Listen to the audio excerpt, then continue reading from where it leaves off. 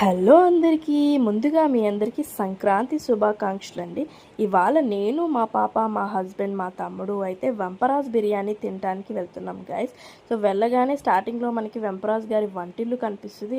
కాస్త ముందుకు వెళ్ళగానే వెంపరాజ్ గారి మసాలాలు నాన్ వెజ్ పికిల్స్ అయితే కనిపిస్తాయండి. తర్వాత ఇంకా ఫైనల్లీ వెంపరాజు మెస్ దగ్గరికి అయితే వచ్చేసాం గైస్. మేము కాసేపు వెయిట్ చేసాము, ఒక హాఫ్ అన్ అవర్. క్రౌడ్ అయితే చాలా ఉందండి ఇవాళ సంక్రాంతి కాబట్టి. సంక్రాంతి 5 days కూడా ఇలాగే ఉంటుందని మాకు చెప్పారు. సో ఫైనలీ మేము లోపలికైతే వెళ్ళిపోయాము.